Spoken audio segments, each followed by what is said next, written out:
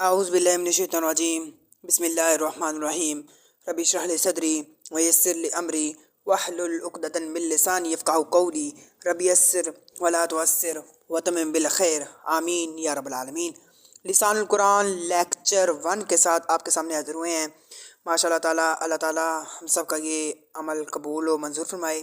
मैं आपको पढ़ा रहा हूँ तो आप जो है वो इसको सीख रहे हैं, तो अल्लाह ताला हम सब का ये अमल छोटा सा अपनी बारगाह में कबूल मंजूर फरमाए। यकीन ये छोटा सा नहीं है बल्कि बहुत बड़ा है और अल्लाह हमारी इसमें मदद फरमाएगा। रब्बि यस्सिर वला तुअस्सिर वतमिम बिल खैर आमीन या रब्बुल आलमीन।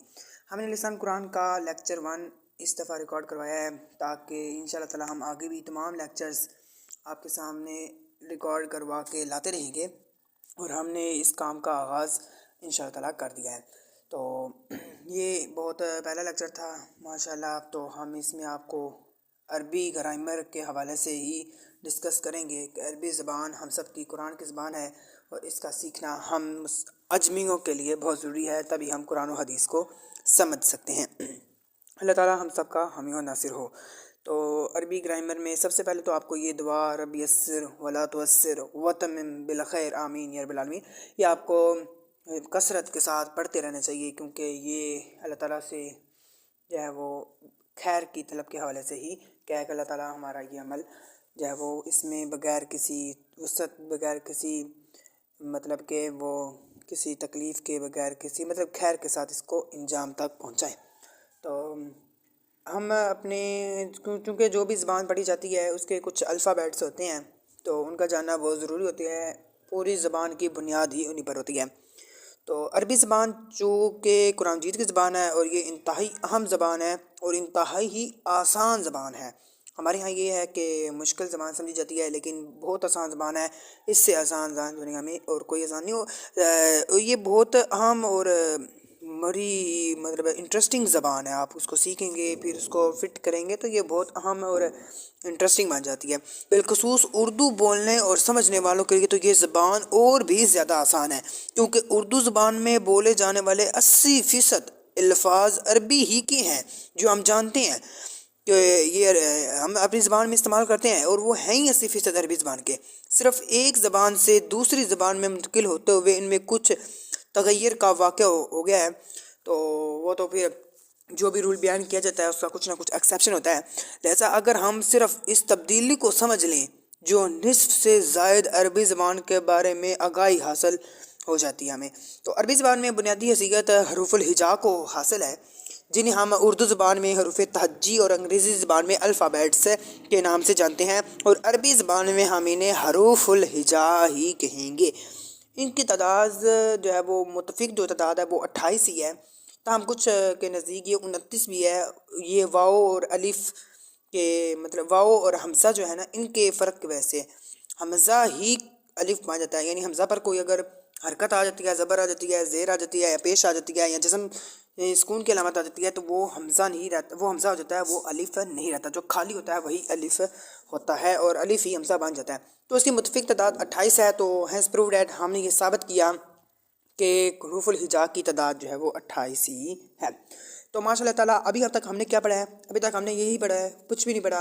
यही पढ़ा है कि अरबी ज़बान एक इंतहाई अहम और आसान ज़बान है। इसमें से 80% अल्फाज वही हैं जो हम अपनी उर्दू ज़बान में इस्तेमाल करते हैं, और इसके हरूफ़ुल हिजा की तादाद कितनी है? 28 है। और 29 का भी मैंने आपको फ़र्क बहुत ही अहम और वाज़ेह तरीके से बयान कर दिया है। अरबी ज़बान में दूसरी अहम चीज़ जो है वो हरकत होती हैं, बुनियादी हरकत होती हैं, और बुनियादी हरकत का भी आपको पता होना ज़रूरी है।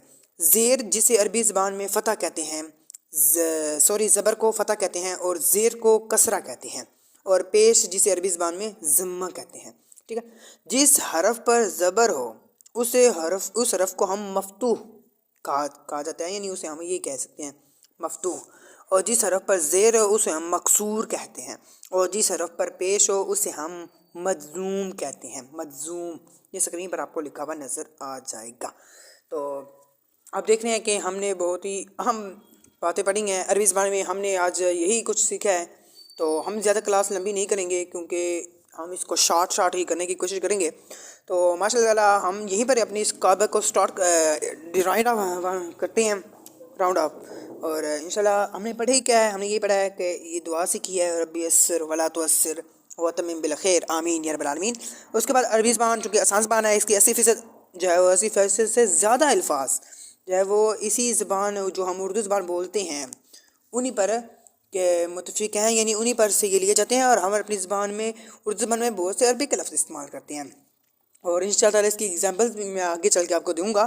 اور اس کے بلندی حروف الہجاء کی تعداد 28 ہے، اور وہ بھی میں آپ کو 28 کے 28 سکرین پر لکھ کر اور بول کر بھی بتا دیتا ہوں۔ پہلا جو ہمارے پاس ہے وہ ہے الف، دوسرا با، پھر تا، سا، جیم، ہا، خا، دال، زال، را، زا، سین، شین، صاد، ضاد، طا، ظا، عین، غین، فا، قاف، کاف، لام، میم، نون، ہا، واو، یا۔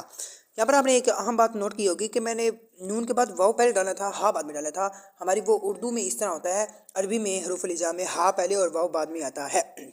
اور یہ بھی سن لیجئے کہ عربی میں ہم الف کے بعد الف کو الف کہتے ہیں، اور با کو ہم بے کہتے ہیں، تا کو ہم تے کہتے ہیں، سا کو ہم سے کہتے ہیں، جیم کو ہم جیم کو ہم وہ جیم ہی میرے خیال میں کہتے ہیں، اور اس طرح را کو ہم رے کہتے ہیں۔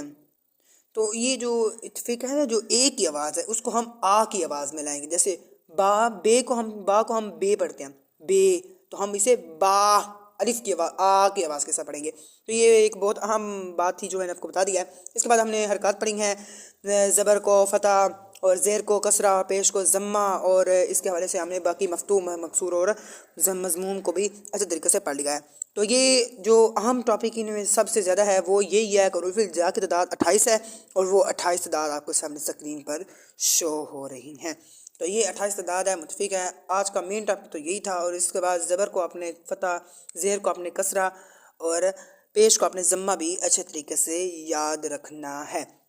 ماشاء اللہ تعالیٰ ہمارا لیکچر کا ختم ہو چکا ہے۔ ہم اپنے لیکچر کو بہت ہی مختصر کرنے کی کوشش کریں گے کہ آپ کو بہت کم وقت میں آپ کو بہت زیادہ علم جو ہے وہ اس کے حوالے سے بیان کر دیں۔